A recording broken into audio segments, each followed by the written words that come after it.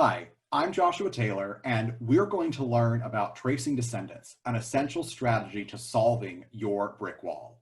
Now, I know that as a genealogist, it's very possible that you've already encountered the impossible brick wall, that roadblock in your research. Maybe it's the maiden name of someone's wife, maybe it's an entire generation, maybe it's the origin of the exact town they're from.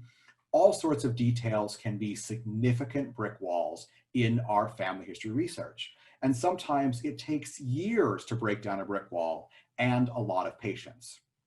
Now, there's no one key step that will break down every single brick wall, but tracing descendants can be a very, very important tool as part of your overall toolbox when you're working to scale some of these brick walls. Think just for a moment of an ancestor that you might be researching, and think of the extended web or the extended network that would have existed throughout their lifetime. They didn't exist in complete isolation. They might have had siblings. They might have had in-laws. They might have had a father-in-law. They might have had a brother-in-law or a sister-in-law. Think of the relationship of those various in-laws, all individuals who married into a family, but aren't necessarily related by blood themselves, but they could have information about various siblings that could help you to break down a brick wall. Think about an individual's nieces, their nephews, their cousins, their aunts, their uncles, and all of the records that those individuals would have left behind. Have you looked for the will of a cousin of a relative that might be your brick wall? Have you thought about friends and classmates and neighbors and how those would have interacted with someone? What about colleagues and business associates? All of these elements that exist not only for your ancestor on your direct line, but also for their relatives. Descendancy research is key to solving brick walls.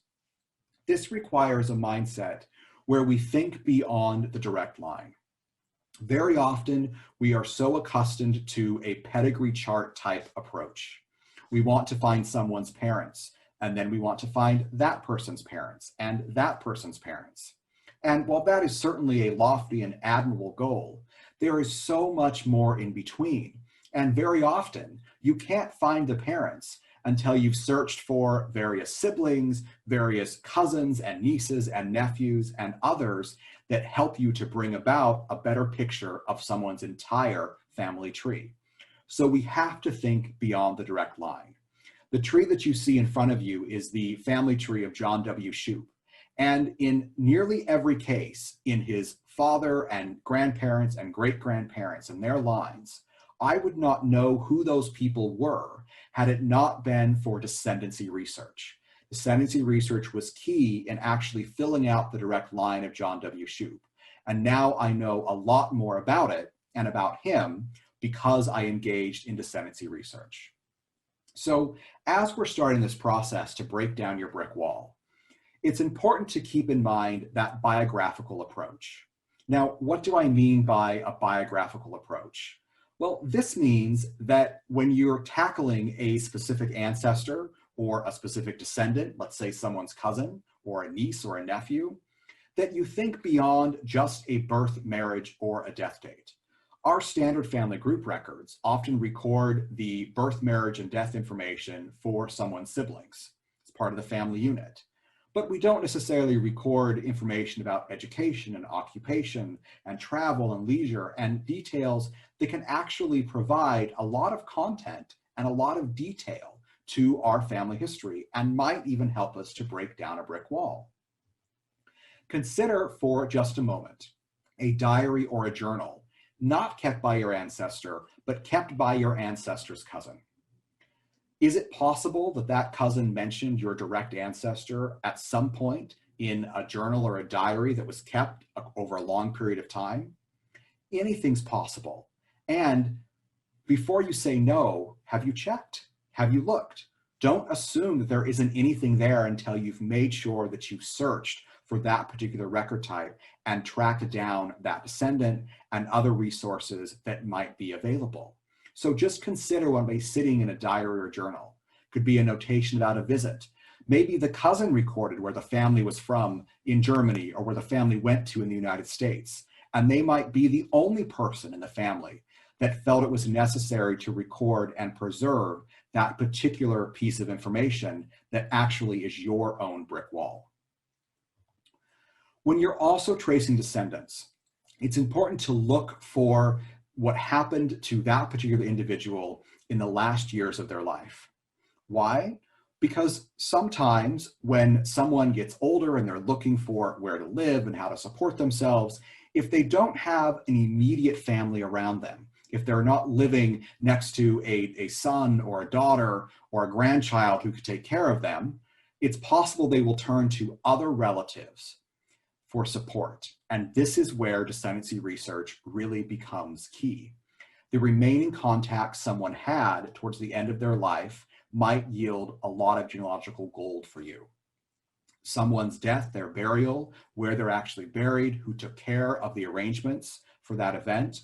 Those are examples of things that we should look at when we're looking at a relative's final years. So, for example, one of the ancestors that I've traced is a bit of a mystery. His name was Milo Marsh, and I knew that he was born about 1760 in Connecticut. I knew that in the late 1700s, he'd moved to Vermont. He lived in Windsor, Vermont up until about 1830. Then he went to New York, but he completely disappeared after 1840. You might call him one of my brick walls. Well, I had scoured records in New York, cemetery records and religious records and all sorts of resources to try and figure out what happened to Milo Marsh. Where was he after 1840? I couldn't find him anywhere in the 1850 census in Vermont and in New York. I had no idea where he had gone. Well, one day I decided to do a broader search, and I actually found the entry for Milo Marsh and his wife Hannah living in Washington County, Rhode Island. Now, what on earth was this couple doing? They had moved from Vermont to New York and then backwards sort of to Rhode Island.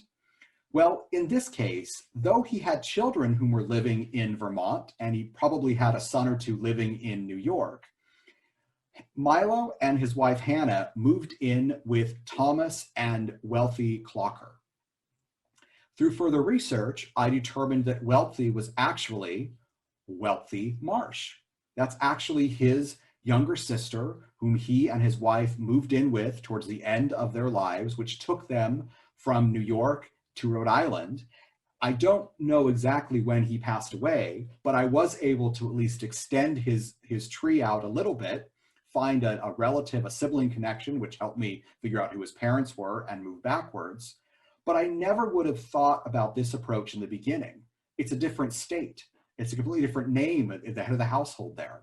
But in fact, this is what happened to my direct relative. He moved in with a sibling later in his life. Descendancy research became key in solving that particular brick wall. When you're looking at descendancy research, inheritance becomes absolutely key.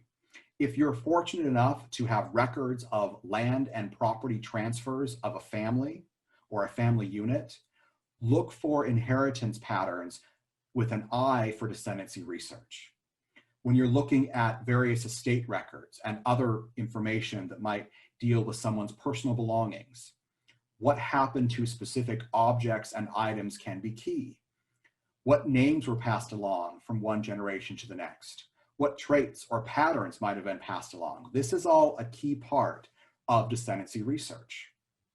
Here's another example where descendancy research really did solve a tremendous brick wall. I've been tracing a Kingsley family for quite some time and tracing the relatives of a man named Ezra Kingsley who had a sister, Olive. I had never given Olive much thought from the research perspective. She was born in 1746 in Windham, Connecticut. She died November 12, 1816 in Lisbon, Connecticut, and she never married and she never had children. So I hadn't spent a lot of time looking at Olive Kingsley. Olive Kingsley, after all, didn't leave descendants of her own, but she was a relative of Ezra Kingsley. She was a sister. Well, on the off chance that there was something there, I decided to take a look and see if Olive Kingsley left a will. In this case, Because she didn't have any children of her own, she very generously gave items to other members of the family. And this is where it becomes extremely important from the standpoint of scaling that brick wall. Her will starts out very, very standard, right? She talks about, where she wants to be buried. She talks about sort of settling her debts. And then it gets to the part where she talks about some of her personal possessions. And this is where it gets extremely important.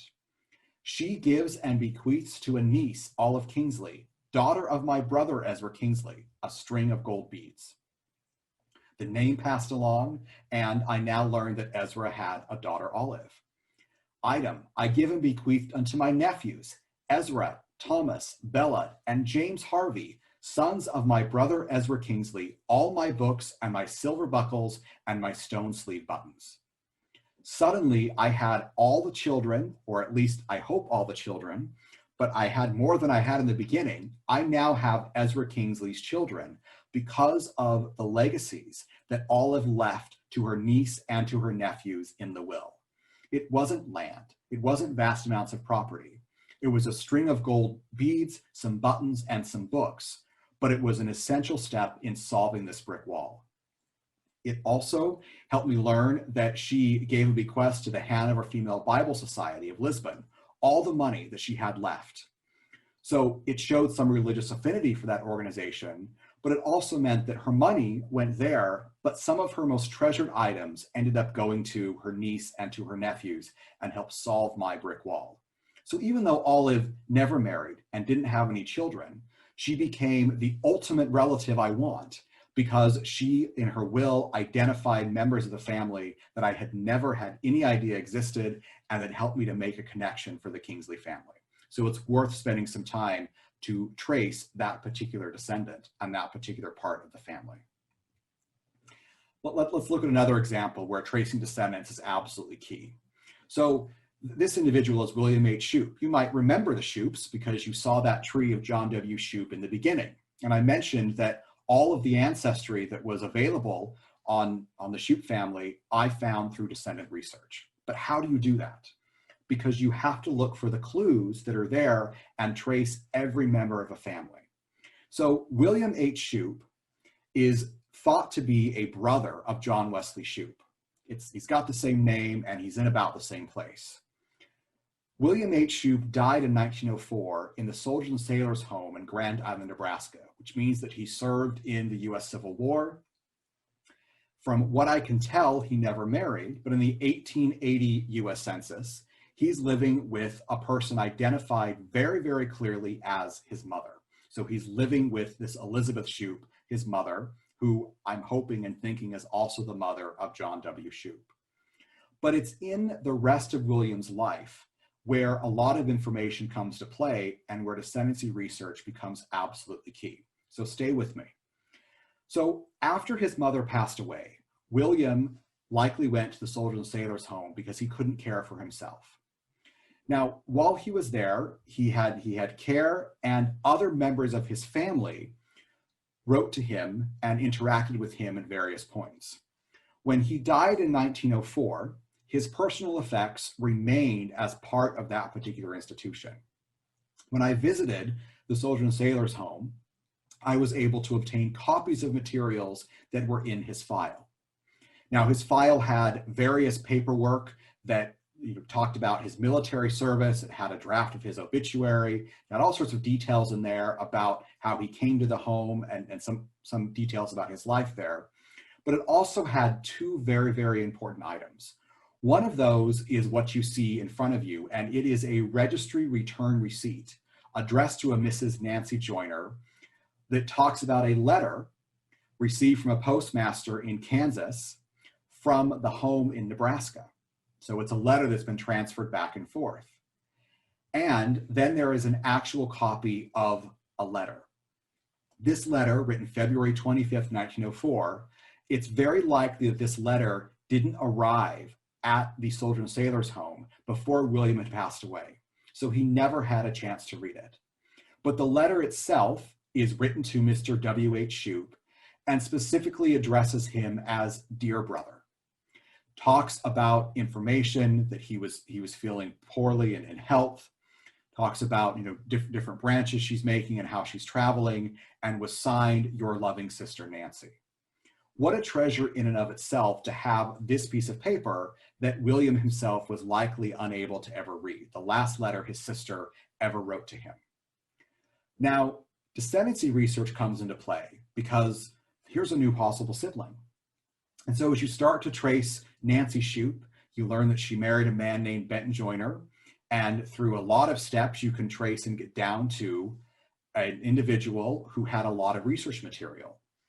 And when I reached out to that particular person, she was able to provide me with a handwritten paper that appears to be in the same handwriting as Nancy Shoup, so it's her handwriting, and it provides the birth year of Reason Shoup, it provides the birth month, the birth date exactly of Elizabeth Shoup, and it identifies the exact birth dates and the birth counties for all of their children, including John W. Shoup. So just to recap, William H. Shoup never married, he never had any children, and yet through researching him and finding another sister and then tracing the descendants of that sister, I was able to find a copy of a document that is likely the only place where that family's vital events are recorded on one piece of paper. It's an absolute treasure and something that helped to solve a huge brick wall in the family, but again, would never have been able to be found had I not spent some time working through researching the descendants and the other extended relatives of a family member. So this is why descendancy research is absolutely key in the work that we do. Now, before we end, one more example of using descendants to solve a brick wall. In this case, I'm back to the Kingsley family with an ancestor or relative named Samuel Omer Kingsley, born in 1839, who died in 1879. Now, Samuel lived in the United States, in India, and in Australia. I thought he didn't have any living descendants. I was hoping there were a few because I wanted to do some DNA testing. But I did have an inclination he had had at least 2 marriages, likely in the United States. Well, the temptation of tracing someone who was living in the United States, but also India and Australia in the mid to late 1800s was too much to pass up. So I started working on descendancy research. And that's when I uncovered Australia's wonderful, wonderful death and birth records that they have. Now, this happens to be the death records of 2 of Samuel's daughters, his twin girls, who died quite tragically when they were only 4 months old. And the death records give me a clue because they list the maiden name of Samuel's wife. They list that her maiden name was Holland. Following through, and remember, we should look for every record we possibly can. Because they were only 4 months old when they passed away in 1879, I wanted to see what I could find for their birth. And this is where I had a huge find that gave me a lot of information. The first thing about this particular record, I know which twin was the oldest based upon how they're listed and the notation that's actually written on the record. It doesn't solve a brick wall, but it's interesting information to have. I know that Margaret was born in Sacramento in America. I know she was born in California from this record. That's information I didn't have before and wouldn't have found. I verified that Samuel Omer Kingsley, who worked as an equestrian, he was a circus performer. I knew that from this record, he's born in Illinois. Again, I know this from the record, but I'm gonna have to use other types of information to piece everything together. But in this case, at least I know an idea of a birthplace of him for Illinois. And then I have their marriage date, July 25th in San Francisco, right on the record itself. And this is the miracle of those Australian records, I have a listing of other members of the family. And so right there, I learn that there is an older son, Omer Samuel, who's 6 years old, and a son, Clarence, who is deceased. Further verification that this is the list of the family. If you look at the entry for Kate Matilda, the younger of the twins, she then has another sibling added because she now has a sister, Ella Zoyara, who was born just a few moments before her. This record unlocked a number of potential research avenues for me. It sent me to newspapers in California looking for vital records. It gave me maiden names. It's an example of a record that I would not have come across had I not taken the time to trace some of these descendants. And looking a bit further, I learned that Margaret Kingsley, when she was a widow, remarried. She remarried a man named Walter C. Hawkins. So now I have a whole new branch to trace as I try and explore who Margaret is and find other members of the Kingsley family. So some final words as we wrap up tracing descendants. Extended relationships over the course of a lifetime are absolutely essential. They're critical. The documents and the objects they leave behind are very, very key. Think of all of Kingsley's will with the buttons and the books left to her niece and to her nephews. Sometimes they can answer questions and they can also help to resolve conflicts, but it requires a reasonably exhaustive research approach as you work to trace descendants. So a couple of tips and ideas and some research stories to help you solve your brick wall by tracing descendants. Thanks so much for watching, and I hope you'll enjoy many of the other sessions available to you at RootsTech Connect.